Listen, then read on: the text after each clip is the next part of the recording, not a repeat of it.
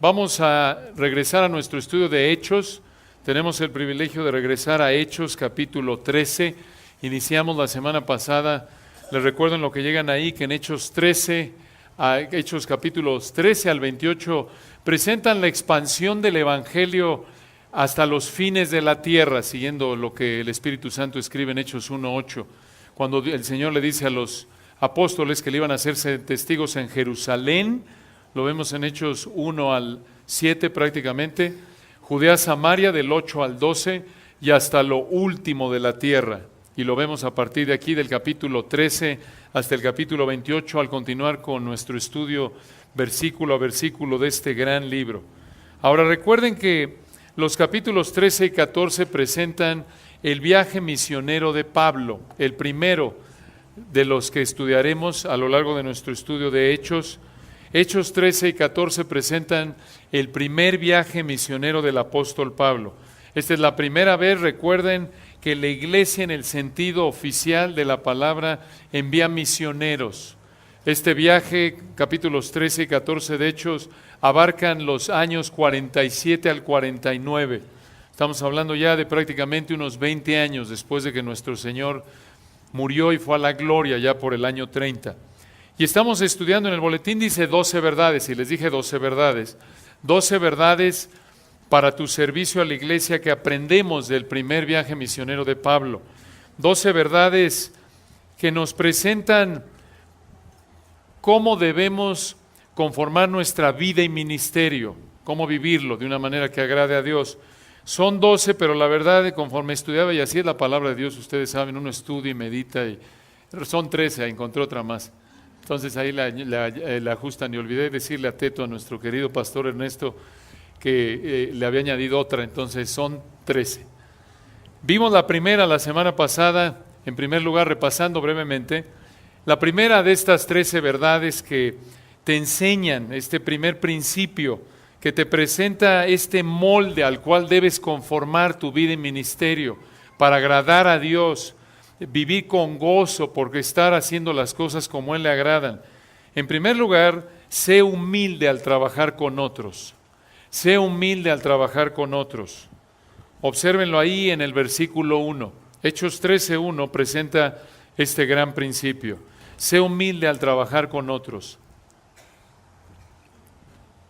Había entonces en la iglesia que estaba en Antioquía, explicamos a detalle la semana pasada, que Antioquía era una ciudad muy cosmopolita, la tercera en el Imperio Romano en ese entonces, una ciudad estratégica porque había mucha necesidad espiritual y era una ciudad que era visitada por gente de muchas partes, centro de negocios muy importante, prácticamente como la Ciudad de México.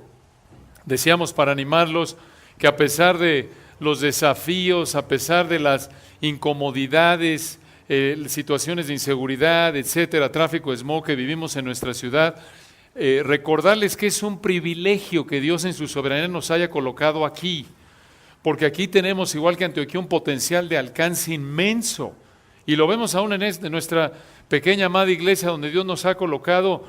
Viene gente de diferentes partes del mundo, literalmente, y van y vienen, y otros se quedan un tiempo y se van, y Dios usa su palabra para impactar gente, no solo en nuestro propio país, sino en todo el mundo, no solo haciendo un lado el hecho de misioneros en el sentido formal, sino en el hecho de que la palabra impacta una vida y esa vida regresa de donde vino quizás, o habla con sus parientes en donde están, y Dios usa su palabra, y por ello, hermanos, para animarlos. Cuando estás ahí luchando, estás enfrentando la tentación a quejarte en el tráfico de las 6 de la tarde, o te pasa algo por alguna situación de crimen, como nuestros queridos hermanos Cantú este viernes pasado con Ander. No negamos la dificultad, no negamos el dolor, pero no olvides que no estás aquí por accidente. Dios controla todo y Dios en su sabiduría y soberanía perfectas te ha colocado en esta ciudad, en esta iglesia, en esta etapa de tu vida y de la historia, y tu responsabilidad es ser fiel en cultivar tu vida espiritual, y Dios te puede usar con tus vecinos, parientes, compañeros de trabajo.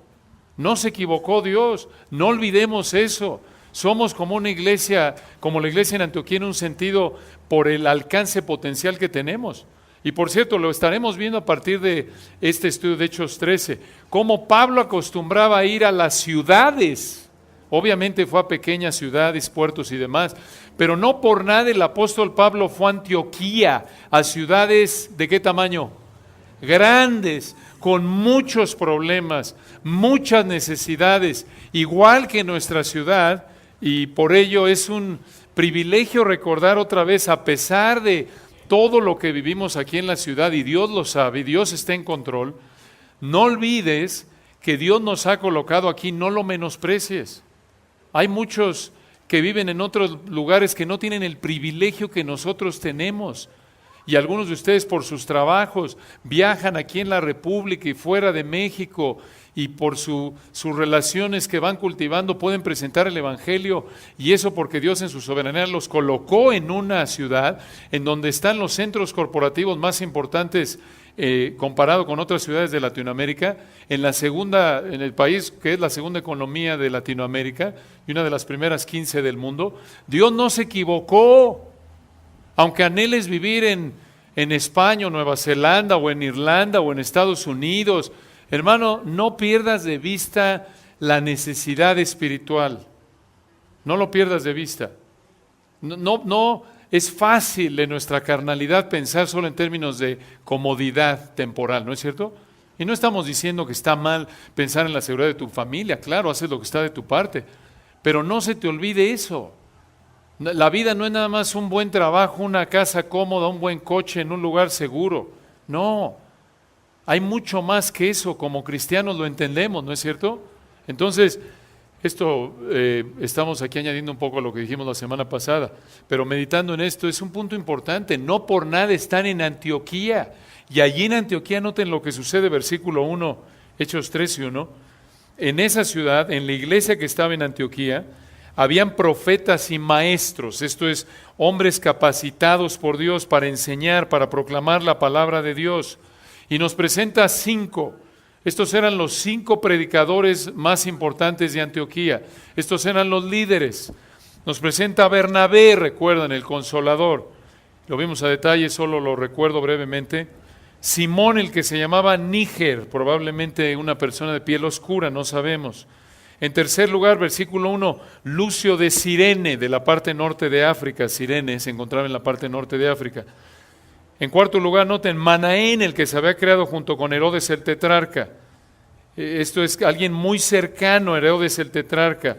Este hombre había estado, fue prácticamente en nuestra época, habría ido a jugar tenis, a comer ahí en Los Pinos, Manaén, para darles una idea, de la esfera social más alta de la época.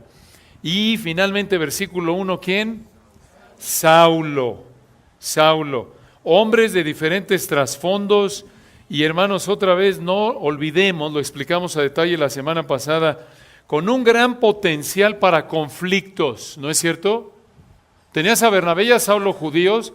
Manaén, por lo que vemos, no era judío y venía de un estrato social muy elevado, y el otro que venía, Lucio, que venía de Cirene, de África, diferentes culturas, veniendo, aunque todos creyentes, fieles al Señor, capacitados para enseñar la palabra de Dios, personas que por su trasfondo pudieron haber tenido conflictos serios, ¿no es cierto?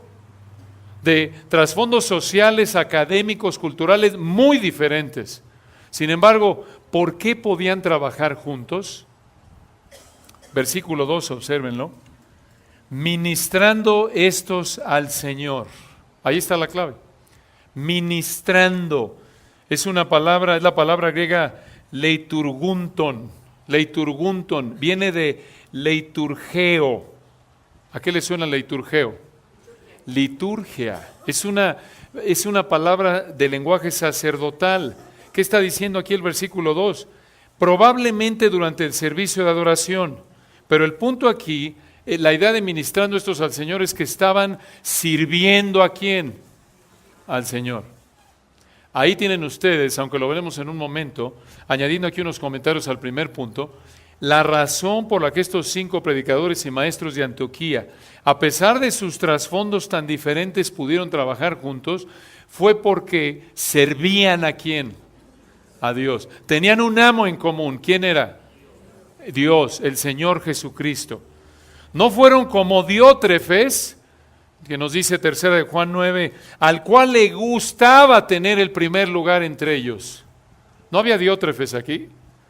Ellos no, como decimos coloquialmente, no jalaba cada uno agua para su propio molino, ¿no es cierto?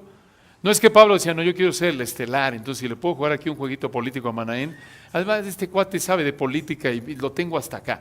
O Manaén, estos 4 son unos torpes, yo crecí junto con Herodes, yo sé de política de primer nivel, y aquí yo voy a ser el que gobierne la iglesia y voy a ser aquí el gremio de los profetas y maestros de Antioquía, y yo voy a ser el líder. ¿Vemos eso en ellos? No. Su enfoque está en servir ¿a quién? Al Señor. Observen el contraste. Allí en Filipenses 2:21, acompáñenme por un momento. Filipenses 2:21. Pablo aquí está hablando de su amado discípulo Timoteo, a quien conoceremos dentro de unos capítulos, si Dios quiere. Filipenses 2:21. Vean desde el 19. Filipenses 2:19. Espero en el Señor Jesús enviaros pronto a Timoteo, para que yo también esté de buen ánimo al saber de vuestro estado. Observen, versículo 20. Pablo dice de Timoteo, pues a ninguno tengo del mismo ánimo y que tan sinceramente se interese por vosotros. Escuchen el 21. Porque todos buscan lo suyo propio, no lo que es de Cristo Jesús. ¿Escucharon eso? Ahí tienen ustedes en el versículo 21 la razón por la que el liderazgo de Antioquía podía funcionar en armonía. No estaban buscando lo suyo propio, sino lo que es de ¿quién? De Cristo Jesús.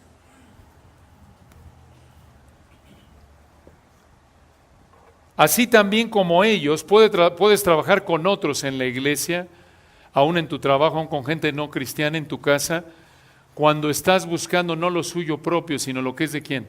De Cristo Jesús. Cuando estás pensando cómo debo conducirme en esta situación de una manera honorable, que honra a Dios, qué es lo que debo buscar, cómo glorifico, cuál es la manera de glorificar a Dios en esta situación, no buscar lo mío, sino lo que es de ¿quién? De Cristo Jesús, que Cristo Jesús se vea bien. En otras palabras, vas a poder trabajar con otros, como estos profetas y maestros, cuando estés viviendo como esa hermosa frase de ese antiguo himno, pon tus ojos en Cristo, ¿recuerdan? Y lo terrenal, ¿qué? Sin valor será. Cuando tu mente está concentrada en la gloria de Dios, en pensar qué es lo que agrada a Dios, qué es lo que le gusta a Dios, entonces vas a actuar de otra manera. ¿No es cierto? No pensando hacer tu voluntad. Te vas a dar cuenta como esposo, quizás como esposa, no vale la pena pelear porque si los niños a lo mejor no le puso suéter mi esposo o no, o que bueno, por ir a este lugar a comer o no, si gastamos el dinero así o así. Ayer hablábamos con una querida hermana ya con más de 40 años de casada, esposa de uno de los profesores del seminario, y nos contaba cómo cuando no era cristiano, fíjense, aún sin ser cristiano, cuando tenía una fricción con su marido, ¿saben cómo se confortaba? Porque no quería ir a echar la culpa al marido frente a los suegros o a sus papás para que no se viera mal el marido. Pero tenía un problema con el marido, etcétera, y lo que hacía es que se iba a un panteón. Y se llevaba ahí a su hijita al panteón. ¿Por qué? Porque nos decía, porque me acordaba, eso me recordaba que ahí vamos a terminar todos y que no vale la pena pelear por tonterías. Inconversa, se acercó a la verdad, pero esa es la idea en la Biblia, vive a la luz de la eternidad, piensa, ¿para qué vas a pelear por ciertas tonterías, por tantas cosas que no vale la pena pelear? Si finalmente la vida es corta, ¿recuerdan al hermano Carballosa el año pasado? Esta frase que nos decía, la vida es corta, la muerte es segura y la eternidad es larga. Es cierto. Cuando vives concentrado en el Señor Jesucristo, vas a poder, en sumisión a su palabra, pensando en cómo agradarlo, vas a poder pasar por alto ofensas de otros, tolerar, ser paciente con otros. Esto obviamente no es algo tristemente común, por eso Pablo dice en Filipenses 1:21, todos buscan lo que, lo suyo propio, excepto Timoteo decía. La mayoría de nosotros, nuestra tendencia pecaminosa, la tendencia pecaminosa de todos es esta, pero la mayoría cede esa tentación a nuestros deseos egoístas de buscar lo nuestro, no lo de otros. Y por eso tenemos problemas. O solo buscamos llevarnos con cierto tipo de gente, en lugar de tener la capacidad como estos profetas y maestros de llevarnos con todo tipo de gente, no solo los que le van al mismo partido que tú, no solo los que están en el mismo nivel socioeconómico que tú, no. Si tú solo te puedes llevar con gente, o entre comillas, como dice el mundo, que no es un término bíblico, tener química, solo con los que tienen el mismo nivel académico que tú, que tienen el mismo nivel socioeconómico que tú, el mismo tipo de personalidad que tú, y con los otros no puedes, eso muestra tu carnalidad, ¿no es cierto? Muestra tu egoísmo, muestra tu falta de humildad en buscar sacrificarte para servir a otros, aun cuando no se te da, digamos, no es tu tendencia natural.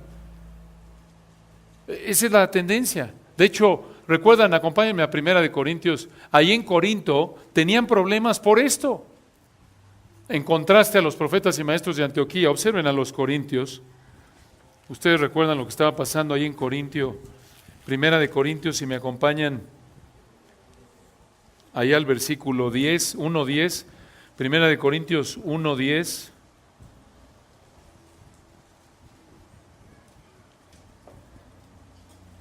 Observen 1 Corintios 1:10 y en un momento veremos el capítulo 3.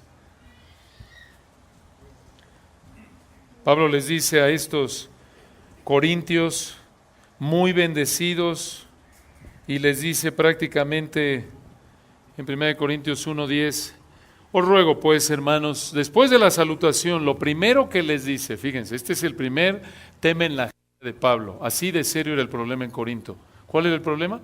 ¿Más serio? Aparentemente el versículo 10 lo presenta, 1 Corintios 1:10. Os ruego pues, hermanos, por el nombre de nuestro Señor Jesucristo, que habléis todos una misma cosa y que no haya entre vosotros divisiones, sino que estéis perfectamente unidos en una misma mente, en un mismo parecer, esto es, que piensen igual. Versículo 11, porque he sido informado acerca de vosotros, hermanos míos, por los de Cloé, que hay entre vosotros contiendas. ¿Qué tipo de contiendas, de problemas había en Corinto? Versículo 12.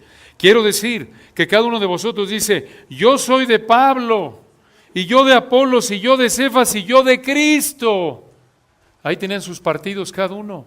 Si te caía bien Pablo, eras paulinista. Otros eran apolianos. Otros eran cefanios. Y probablemente los que se sentían los más espirituales, no, yo ningún hombre, yo Cristo. Yo soy de Cristo.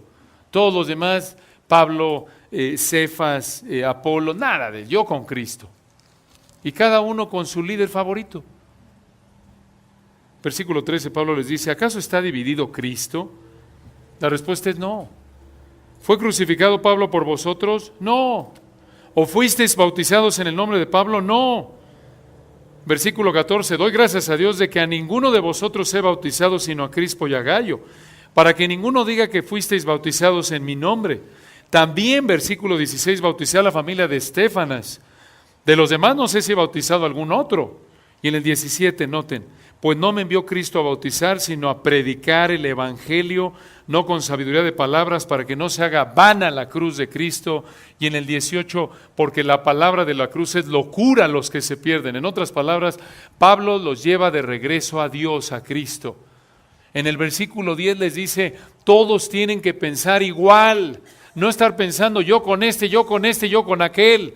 Y los lleva de regreso a Cristo, porque el eje en torno al cual gira la unidad cristiana es Cristo, Dios, en vivir enfocados en Él, en sumisión a Él. Por eso vean, en el capítulo 3 les vuelve a tocar este punto. 1 Corintios 3, versículo 1.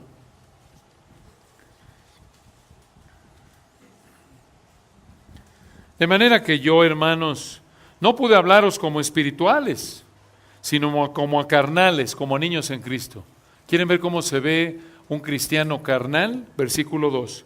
Os di a beber leche y no vianda, porque aún no erais capaces, ni sois capaces todavía. No puede recibir doctrinas de cierta profundidad. Y versículo 3, noten, porque aún sois carnales. ¿Cómo se ve la carnalidad, Pablo? En el versículo 3, pues habiendo entre vosotros, ¿qué? Celos, contiendas y disensiones, ¿no sois carnales y andáis como hombres? ¿Cuál es la respuesta? Sí.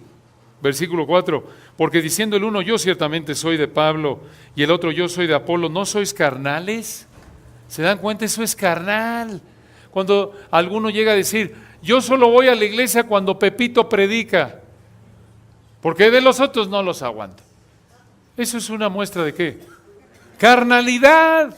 Claro, puede haber cosas que te gusten en su personalidad, por tu manera de pensar o de ser, en alguno u otro te identificas más con un hermano que con otro, pero finalmente tienes que concentrarte, poner tus ojos ¿en quién?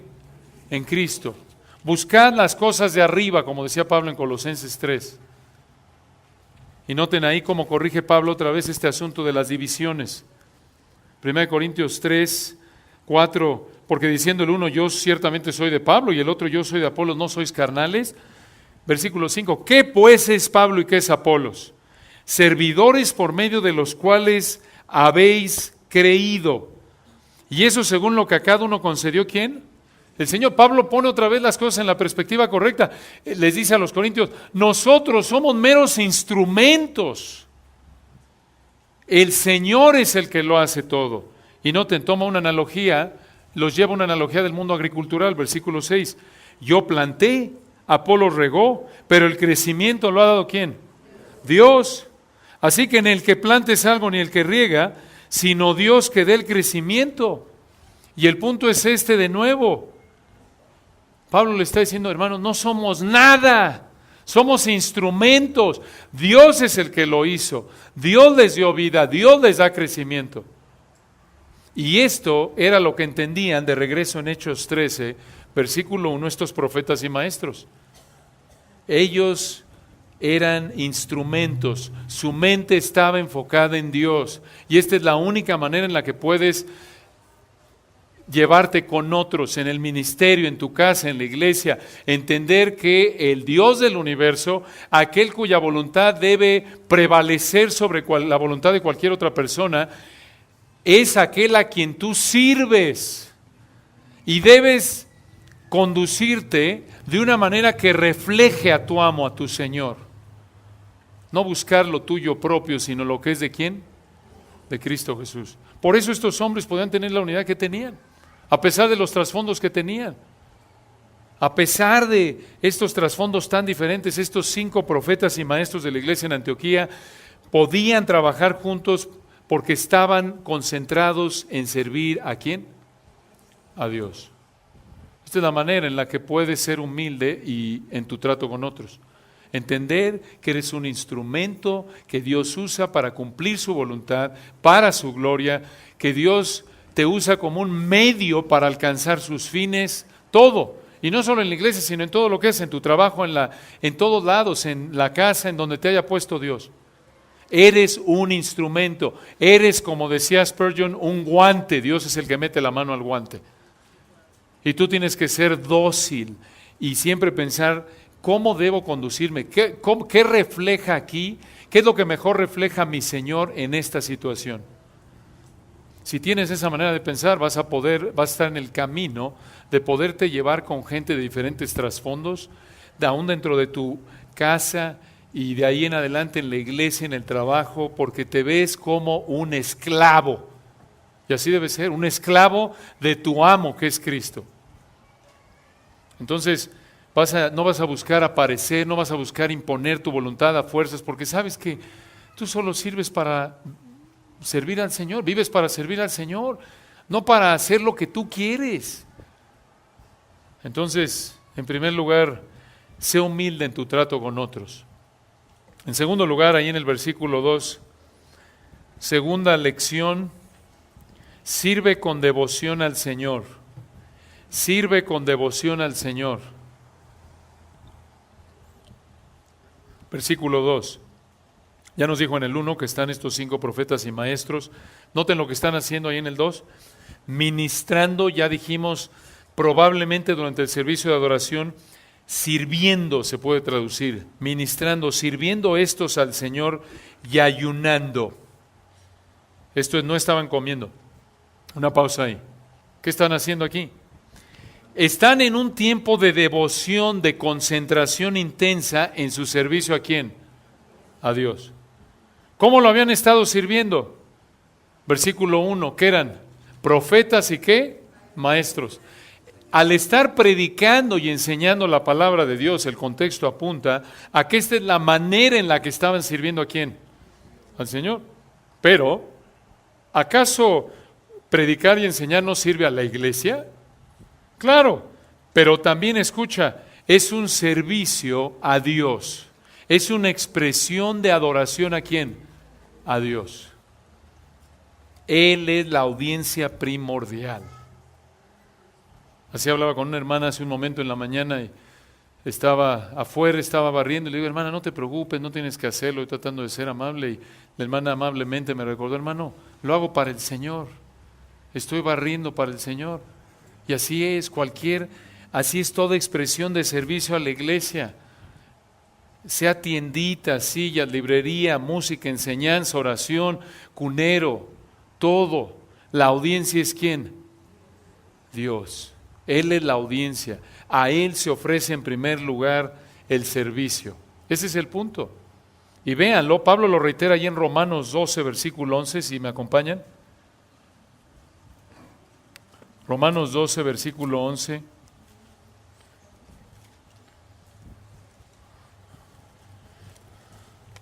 Aquí está dando instrucciones en diferentes áreas de la vida cristiana. Ya estamos en la sección práctica de Romanos. Y en Romanos 12, 11 Pablo dice,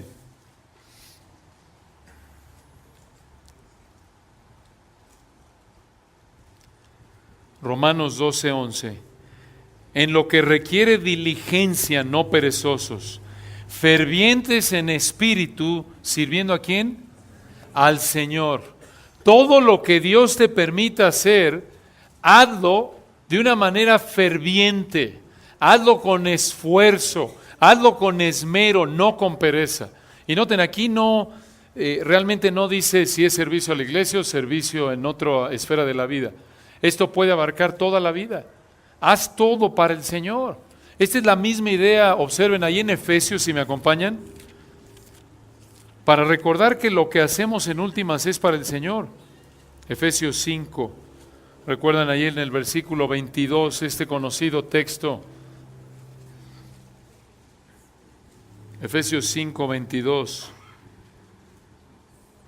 Las casadas estén sujetas a sus propios maridos, ¿como a quién?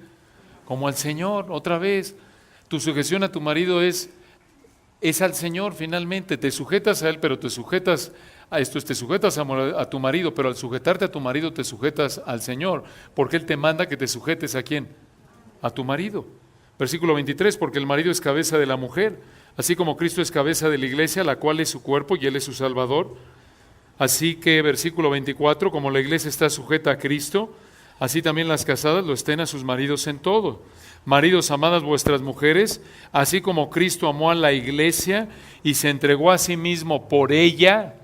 Y tu marido, amas a tu mujer como Cristo ama a su iglesia. Al amar a tu mujer estás amando a Cristo, porque su iglesia es el cuerpo ¿de quién? De Cristo. Muestras tu amor a Cristo. Y nota en versículo 28 lo reitera. Así también los maridos deben amar a sus mujeres como a sus mismos cuerpos. El que ama a su mujer, a sí mismo se ama. Porque nadie aborreció jamás a su propia carne, sino que la sustenta y la cuida, como también ¿qué? Cristo a la iglesia.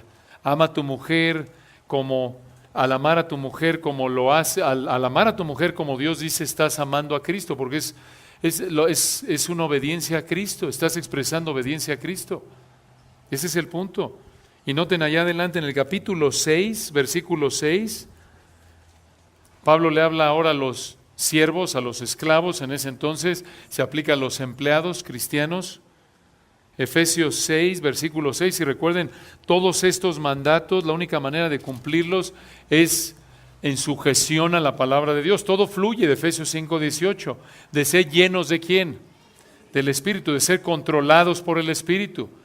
Que recuerden, el pasaje paralelo de Colosenses 3, 16 significa que la palabra de Cristo mora en abundancia ¿en quién? En nosotros. Y véanlo en Efesios 6, 6. Pablo le habla a los empleados, aplicándolo en términos genéricos. Efesios 6, 6, no sirviendo al ojo. Véanlo desde el 5. Efesios 6, 5. Siervos, otra vez esclavos en esa época, se aplica a los empleados en esta época. Siervos, obedeced a vuestros amos terrenales con temor y temblor, con sencillez de vuestro corazón, ¿como a quién? Como a Cristo, otra vez.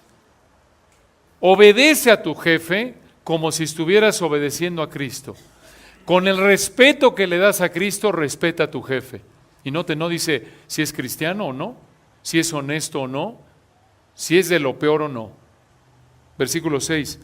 No sirviendo al ojo como los que quieren agradar a los hombres. Esto no trabaja solo cuando te ve el jefe, sino, versículo 6, como siervos ¿de quién? De Cristo, esclavos de Cristo, de corazón haciendo la voluntad de Dios. Versículo 7 lo reitera, sirviendo de buena voluntad, ¿como a quién? Como al Señor y no a los hombres. Y esto otra vez, jefe, empleado, lo que sea, sirves, te conduces en tus relaciones laborales, como tratarías a Cristo es la idea, como a Cristo. Toda la vida es un servicio a Cristo. Todo. Véanlo allá atrás en 1 Corintios 10, 31. Un conocido texto que engloba lo que estamos diciendo. 1 Corintios 10, 31 en el contexto de la libertad cristiana. 1 Corintios 10, 31. Pablo dice, si pues coméis o bebéis, escuchen, las cosas más sencillas, cotidianas de la vida, lo más insignificante, lo más indispensable para vivir, como es comer o beber, ¿no es cierto? Aún las cosas más cotidianas, comunes de la vida, si pues coméis o bebéis, o hacéis otra cosa en tu vida, hacedlo todo, ¿para qué? Para la gloria de Dios, para la honra de Dios, para exaltar a Dios. Te comes un panuchito aquí en la tiendita que las hermanas hacen tan buen trabajo que ya les digo que parece ahí Walmart o algo así. Lo que sea lo disfrutas con gratitud a Dios, es honra a Dios. Algo tan insignificante como eso. Lo que te comas, una papita y de ahí todo, el trabajo, el servicio en la iglesia. No hay división entre secular y sagrado, ¿se dan cuenta? Eso vino de la Edad Media, algo no que enseña la Biblia. Y fue la Reforma en el siglo XVI que estableció que todo era para la gloria de Dios, recuperando la doctrina bíblica de todo lo que hacemos. Entonces, como ama de casa, como trabajador, como padre, hagas lo que hagas, estés sirviendo en la iglesia en lo que hagas, todo es ¿para qué? Para la gloria de Dios, así debe ser. Y lo debe ser con devoción, con integridad, en obediencia a Dios. Tu vida entera debe ser una expresión de gratitud ¿a quién? A Dios. No es que, ya acabó la iglesia y tengo que irme a trabajar, qué terrible. Estoy harto del trabajo. Es una oportunidad que Dios te da, ¿para qué? Para adorarlo, para servirlo, y hazlo con devoción. Entonces, regresando a Hechos 13, en primer lugar, para honrar a Dios en tu vida, sé humilde en tu trato con otros. En segundo lugar, como lo vemos aquí en el versículo 2, sirve con devoción al Señor. En tercer lugar, sé obediente al llamado de Dios en tu vida. Sé obediente al llamado de Dios en tu vida. Versículos 2 y 3. versículo 2. Recuerden que allí en el versículo 2 están ellos, ¿recuerdan lo que están haciendo? Están ministrando estos al Señor y ayunando. Noten lo que sucede. Dijo el Espíritu Santo: apartadme a Bernabé y a Saulo para la obra que los he llamado. Una pausa ahí. El Espíritu Santo dice apartadme, aforízate de en el griego. La idea es apártenme ahora, hay un sentido de urgencia. Los quiero ahora estos dos. Tengo una misión para ellos, y obviamente es para mandarlos en este primer viaje misionero. Y dice aquí, noten, el Espíritu es el que escoge a quién de estos 5. Pudo haber escogido a Manaén, a los otros, escogió a Bernabé y a Saulo para llevarlos esta obra.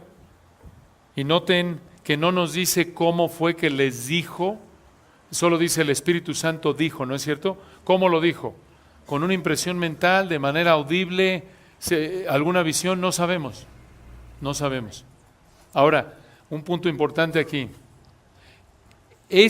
Otra vez, aún dentro de esto no es normativo. No esperes que el Espíritu Santo te hable. Recuerda, esto es Hechos. Estamos en el año 47-49. El Nuevo Testamento no ha sido escrito todavía en su totalidad. Ya por ahí se habrá escrito Santiago, allá por el 46. Pero escuchen algo. Así como no es normativo para nuestra época, Hechos es descriptivo, te dice lo que pasó, no te dice así, esto es lo que va a pasar en tu vida. Aún dentro de Hechos, hermanos, y el resto del Nuevo Testamento, esto de que el Espíritu Santo hable de manera directa a alguien no es normativo. Muy importante entender esto.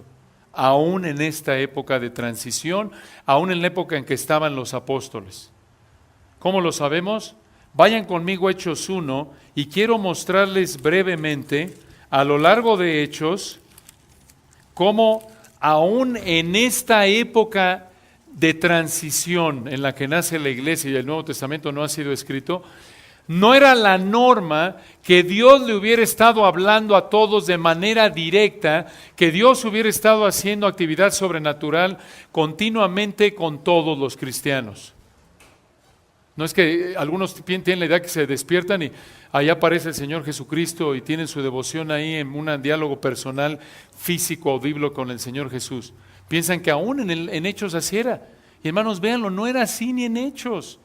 Quiero que vean a lo largo de Hechos pasajes que muestran actividad sobrenatural, milagrosa, comunicación directa de Dios hacia personas. Y quiero que vayan contando con sus dedos o apunten ahí a especie de tipo cárcel, ahí una rayita, 2 rayitas, 3 rayitas, si traen pluma ahí. O si no, nada más pongan mucha atención y observen cómo a pesar de que hay aquí más de 20,000 cristianos ya para Hechos capítulo 13, cómo a pesar de que hay miles de cristianos, noten el puñado de personas a través de quienes o en quienes Dios manifiesta actividad milagrosa, sobrenatural. Y por cierto, hermanos, esto lo vemos a lo largo de la Biblia, porque unos quieren hacernos pensar erróneamente de que a cualquier hijo de vecino ahí, X Luis Contreras, se le va a aparecer Dios en cualquier momento y que le habla a Dios de manera directa a cualquier creyente. No, esto es algo excepcional, esto no es normativo, obsérvenlo. Comenzando en el capítulo 1 de Hechos, acompáñenme. Vamos a hacer un viaje a toda velocidad a lo largo de Hechos, recordándoles algo de lo que hemos estudiado. Hechos 1. Versículo 4, estando juntos, ahí están los apóstoles, ¿recuerdan? Les mandó que no se fueran de Jerusalén, sino que esperasen la promesa del Padre, la cual les dijo, oísteis de mí. Por cierto, en el 3, hablando de los apóstoles, a quienes también, después de haber padecido, se presentó vivo con muchas pruebas indubitables, apareciéndoseles durante 40 días y hablándoles acerca del reino de Dios. ¿Quién es? ¿Quién se aparece? Cristo. ¿A quién es? A los apóstoles, versículo 4. Y estando juntos, les mandó que no se fueran de Jerusalén, sino que esperasen la promesa del Padre, la cual les dijo, oísteis de mí, porque Juan ciertamente bautizó con agua, mas vosotros seréis bautizados con el Espíritu Santo dentro de no muchos días. Refiriéndose a Pentecostés, versículo 6. Entonces los que se habían reunido le preguntaron diciendo, Señor, ¿restaurarás el reino de Israel en este tiempo? Versículo 8, recibiréis poder cuando haya venido sobre vosotros el Espíritu Santo. En el 9, habiendo dicho estas cosas, viéndolo ellos, fue alzado y le recibió una nube que le ocultó de sus ojos. Y en el 10, estando ellos con los ojos puestos en el cielo, entre tanto que él se iba, he aquí se pusieron junto a ellos 2 varones con vestiduras blancas. ¿Quiénes son? Ángeles. Entonces, los 12. Primer registro. ¿Hay actividad sobrenatural aquí? Claro.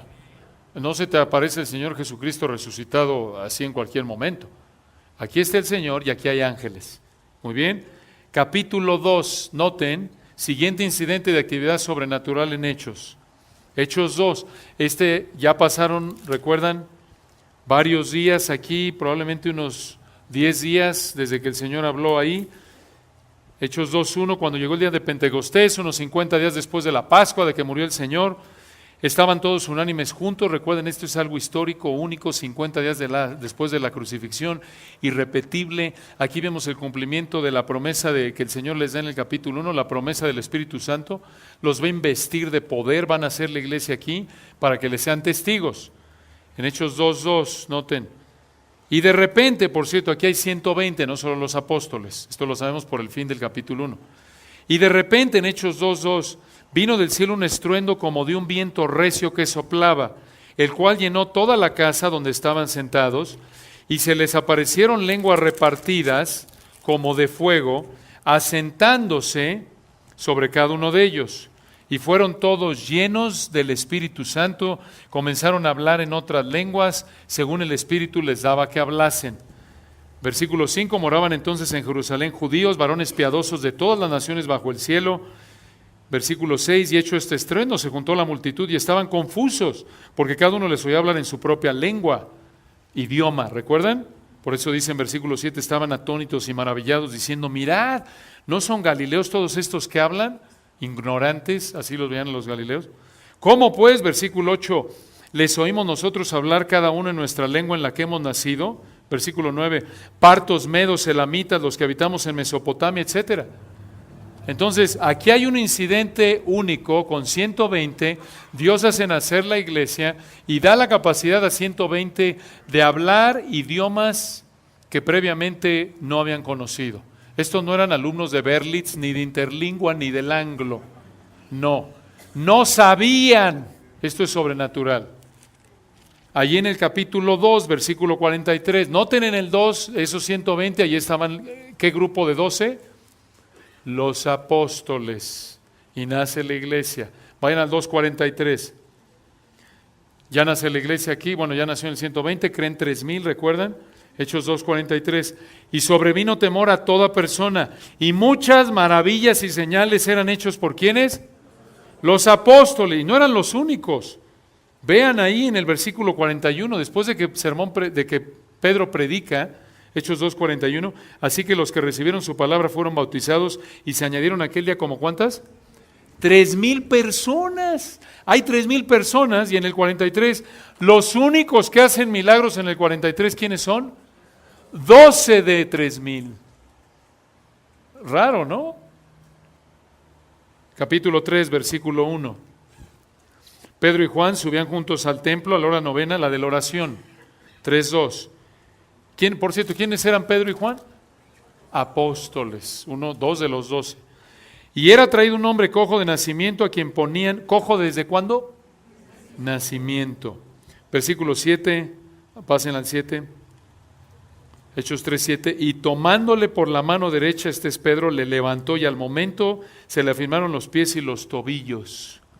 8, y saltando se puso en pie y anduvo y entró con ellos en el templo andando y saltando y alabando a Dios. El hombre, por cierto, ¿recuerdan cuántos años tenía el hombre? Ahí en el 4:22, véanlo. Quiero que vean que este es un verdadero, para que vean cómo se ve un verdadero milagro, recordándoles. 4:22, ya que el hombre en quien se había hecho este milagro de sanidad tenía más de ¿qué? Más de 40 años, un jovencito cuarentón, como algunos de nosotros. Noten ustedes, hermanos, esto es un verdadero milagro. En su vida había caminado el hombre y se para saltando, nada de terapias, y simplemente después de estar sentado 45 minutos, algunos como que cuesta levantarse, ¿no? Más de 40 años en su vida había caminado. Esto es sobrenatural. No tuvo que ir con el ortopedista ni nada. Y noten ahí de nuevo en el capítulo, saltamos el 4, pasan al 5, me lo salto porque ahí o se repite, se describe lo que había pasado en un incidente anterior, como en el capítulo 3, para no repetirlo. Véanlo en el 5. 5, y en el 3 pueden ver ahí de manera implícita actividad sobrenatural. Recuerden, estamos rastreando a lo largo de Hechos actividad sobrenatural, milagrosa, sean milagros, comunicación directa de Dios hacia hombres, fuera de la revelación escrita. ¿Ok? Hechos 5, 3, y dijo Pedro, recuerdan, Ananías, ¿por qué llenó Satanás tu corazón para que mintieses al Espíritu Santo y sustrajeses del precio de la heredad? Probablemente por revelación del Espíritu Santo. Ahí no nos dice el texto exactamente. Versículo 12. Hechos 5, 12. Y por cierto, para que vean que no les estoy mintiendo, cuando puedan ustedes lean Hechos de tapa a tapa, para que vean que no estoy aquí siendo selectivo y tomando solo lo que me conviene. Hechos 5, 12. Y por la mano de los que apóstoles se hacían muchas señales y prodigios en el pueblo y estaban todos unánimes en el pórtico de Salomón. Versículo 17, otro incidente. ¿Quiénes están ahí otra vez haciendo milagros? Apóstoles. ¿Y cuántos cristianos ya hay para este entonces? Más de 3,000. Vayan al 4:4, olvidé, esto es importante. Hechos 4:4, esto es después de la curación del hombre cojo. Ya en el 3, ¿se acuerdan? En el 2 vimos 3,000, 4:4. Pero muchos de los que habían oído la palabra creyeron, y era el número de los varones, ¿cómo qué? 5,000 puros hombres. Esto nos lleva, es como la alimentación de los 5,000. Un cálculo estimado pueden ser de 15 a 20,000, se añaden allá las mujeres que habrán creído y otros que habrían creído. De 10 a 20,000 hay aquí, y los únicos que hacen milagros en el versículo 12 son los que, Hechos 5:12, apóstoles. 5:17. Entonces levantándose el sumo sacerdote y todos los que estaban con él, esto es la secta de los saduceos, se llenaron de celos y echaron mano a los apóstoles y los pusieron en la cárcel pública. ¿A quién echaron mano? Apóstoles, versículo 19. Mas un ángel del Señor, abriendo de noche las puertas de la cárcel y sacándolos, dijo: id. Y puestos en pie en el templo, anunciad al pueblo todas las palabras de esta vida. ¿A quién se aparece este ángel? A los apóstoles. ¿Se dan cuenta? Y sigan ustedes al capítulo 6, versículo 8, otro incidente de actividad sobrenatural milagrosa. 6:8. Y Esteban, ¿quién era Esteban? Uno de los líderes clave que apoyaron a los apóstoles, uno de los 7 que les iba a ayudar en la distribución de las viudas, 6:1 al 7. 6:8, y Esteban, lleno de gracia y de poder, ¿hacía qué? Grandes prodigios y señales entre el pueblo. Observen, hasta aquí en el libro de Hechos, todos los incidentes sobrenaturales, fuera de los 120 en Pentecostés, han sido los ¿qué? Apóstoles. Fuera de los apóstoles y esos 120 de manera histórica que Dios usa para inaugurar la iglesia, aquí hay el primer hombre fuera de ese círculo que no es apóstol, Esteban. Y aquí otra vez, hay probablemente ya más de 15, 10, 20,000 cristianos o más, porque ya se está esparciendo esto. Nos dice ahí el 6:1, en aquellos días como crecía el número de los discípulos, y ya habían 5,000 hombres en total en el 4, ¿lo vimos? Y ahora en el 6 sigue creciendo. Y a pesar de que hay otra vez miles de cristianos, digo, hacer milagros no es algo del diario. Pensaríamos que dijera la Biblia, si todos hubieran hecho milagros, hubieran dicho, y los miles que creyeron hacían grandes maravillas y señales, ¿no es cierto? Pero no lo hay. Capítulo 7, recuerdan, Esteban le predica al Sanedrín y en el 7:55, al borde de la muerte, noten, Hechos 7:55, aquí hay algo milagroso, sobrenatural. Hechos 7:55, pero Esteban, lleno del Espíritu Santo, puestos los ojos en el cielo, vio la gloria de Dios y a Jesús que estaba a la diestra de Dios, versículo 55, y dijo: he aquí veo los cielos abiertos y al Hijo del Hombre que está a la diestra de Dios. Y Dios lo fortaleció para ese momento en el cual lo apedrearon. Y estudiamos, recuerdan, cuando vimos este capítulo, qué gran ejemplo de cómo Dios nos fortalece en el momento que lo necesitamos. Esto es confortante. Pero otra vez, lo que estamos estudiando en este momento es cómo hay algo sobrenatural en Esteban, y noten, en el 8 hay más actividad sobrenatural. Se añade uno más. 8:4. Pero los que fueron esparcidos iban por todas partes anunciando el Evangelio, esparcidos a causa de del homicidio de Esteban. 8:5, entonces Felipe, este fue otro hombre cercano a los apóstoles, ¿cómo lo sabemos? Vayan de regreso a Hechos 6, versículo 3, los apóstoles le dicen a la gente, como se están quejando ahí, ¿recuerdan? Los judíos griegos contra los judíos hebreos de que sus viudas eran desatendidas. Hechos 6:2, entonces los 12 convocaron a la multitud de los discípulos y dijeron, no es justo que nosotros dejemos la palabra de Dios para servir a las mesas. 6:3, buscad pues, hermanos, de entre vosotros a 7 varones de buen testimonio, llenos del Espíritu Santo y de sabiduría, a quienes encarguemos de este trabajo, y nosotros persistiremos en la oración y en el ministerio de la palabra. Y en el 5 agradó la propuesta a toda la multitud y eligieron a Esteban, ahí está, el que murió en el 7, varón lleno de fe y del Espíritu Santo, a Felipe y otros 5. Y Felipe, acompáñeme al 8:5, lo vemos ahora testificando. Hechos 8:5. Entonces Felipe, descendiendo a la ciudad de Samaria, les predicaba a Cristo. Y noten, versículo 6, la gente unánime escuchaba atentamente las cosas que decía Felipe, oyendo y viendo las señales que hacía. ¿Qué señales? Versículo 7. Porque de muchos que tenían espíritus inmundos salían estos dando grandes voces, y muchos paralíticos y cojos eran sanados. Así que había gran gozo en aquella ciudad. 8:28, un ángel del Señor, 8:28, un ángel del Señor habló a Felipe. ¿Quién es Felipe? ¿Cualquiera? No. Diciendo, levántate y ve hacia el sur por el camino que desciende de Jerusalén a Gaza, y le va a predicar el evangelio al eunuco etíope, ¿recuerdan? 8:39, ya después de que cree el eunuco etíope, 8:39.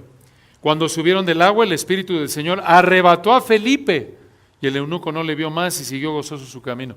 Hermanos, otra vez, hay miles de cristianos y solo en 120 apóstoles, Felipe, Esteban, vemos actividad sobrenatural. En el 9, ¿recuerdan la conversión de Saulo? Hechos 9, versículo 3, Hechos 9:3, mas yendo por el camino aconteció que al llegar cerca de Damasco, repentinamente le rodeó un resplandor de luz del cielo, y cayendo en tierra oyó una voz que le decía, Saulo, Saulo, ¿por qué me persigues? En el 5 él dijo, ¿quién eres, Señor? Y le dijo, yo soy Jesús a quien tú persigues. Y luego noten en el 10, Hechos 9:10, había entonces en Damasco un discípulo llamado Ananías, a quien el Señor dijo en visión, Ananías, y él respondió, heme aquí. Versículo 11, el Señor le dijo, levántate y ve a la calle que se llama Derecha, y busca en casa de Judas uno llamado Saulo de Tarso. Otra vez una situación única, porque a través de Ananías, Dios va a quitarle la ceguera sobrenatural que le dio a Saulo. ¿Recuerdan? Allá adelante en el 9:32.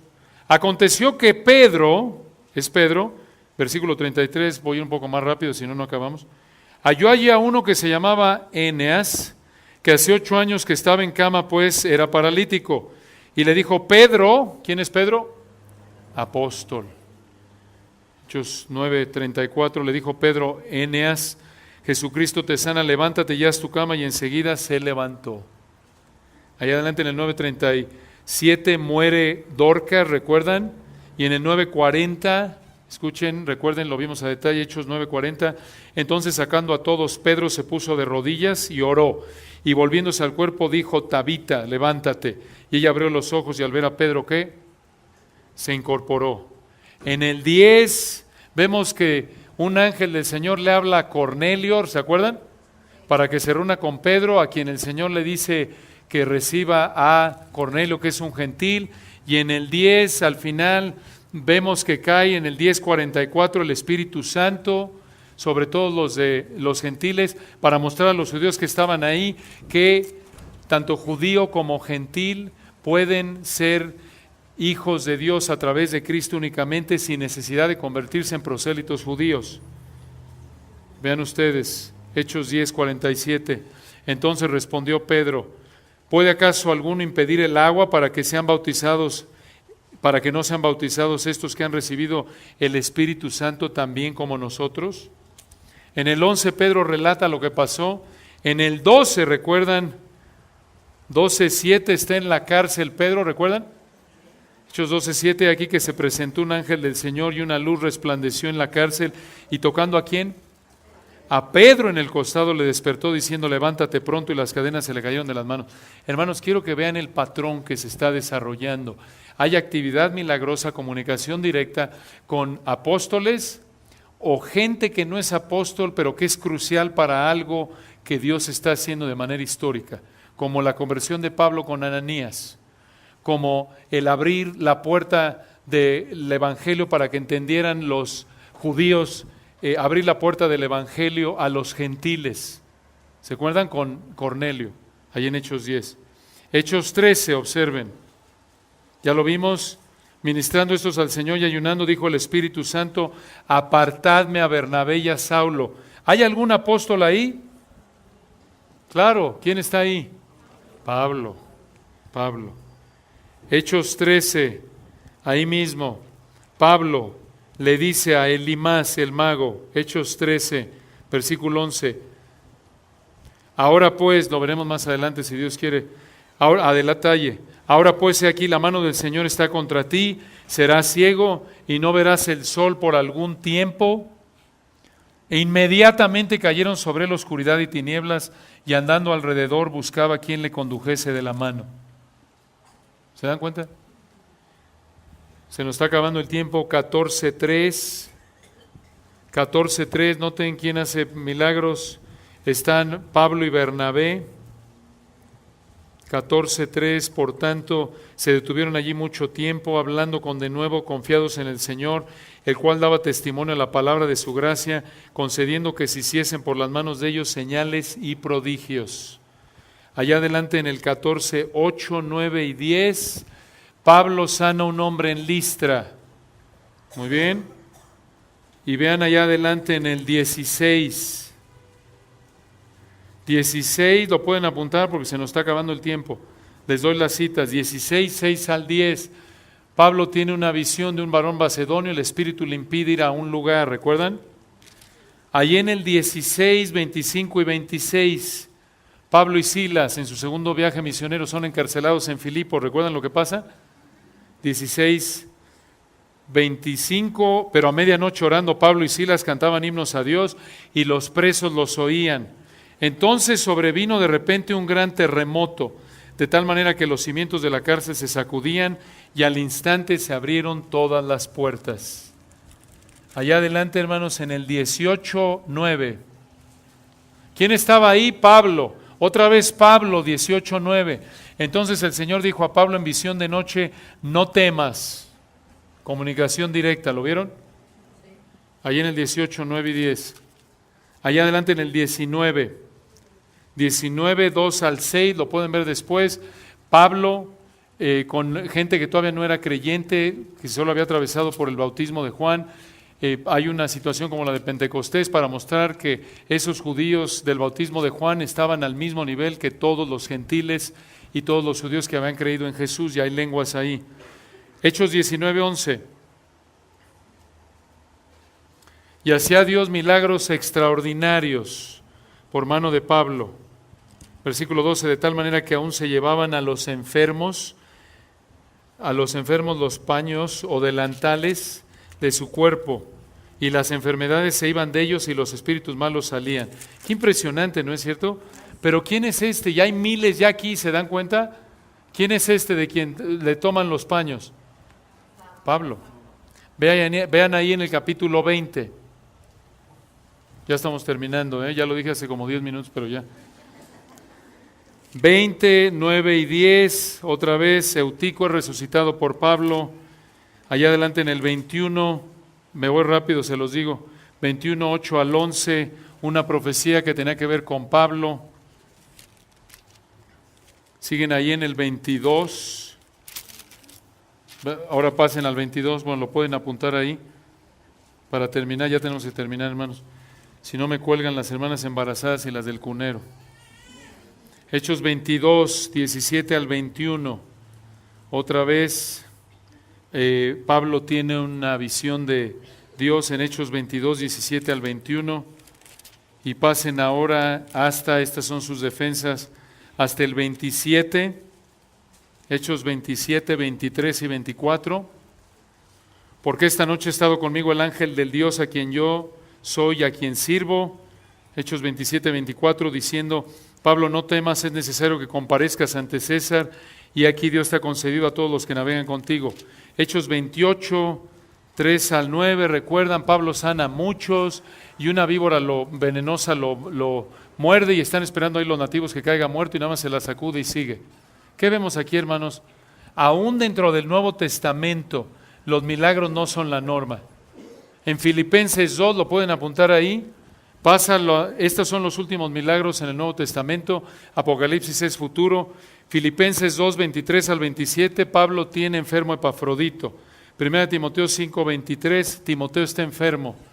2 Timoteo 4, 20, Trófimo está enfermo. El punto es que la actividad sobrenatural no es la norma. ¿Se dan cuenta? Y aún en Hechos, solo apóstoles son los que como norma o gente cercana a ellos reciben algún tipo de comunicación directa por parte de Dios. Impresionante, ¿no es cierto? Entonces, si tienes una impresión mental, no pienses que es Dios.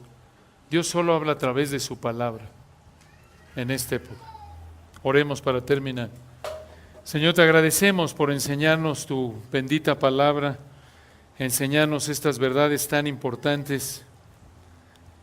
Gracias, Padre, por tu verdad. Gracias por enseñarnos que no es la norma que tú lleves a cabo actividad sobrenatural, que hables de manera directa con la gente. Gracias por enseñarnos esto para no tener expectativas no bíblicas. Gracias porque tenemos la palabra profética más segura, que es tu palabra. Y oremos que nuestra fe y gozo descansen en entenderla y someternos a ella. Gracias, Señor, por el estudio que nos concediste esta mañana, tan importante de entender. Te damos la gloria en Cristo Jesús. Amén.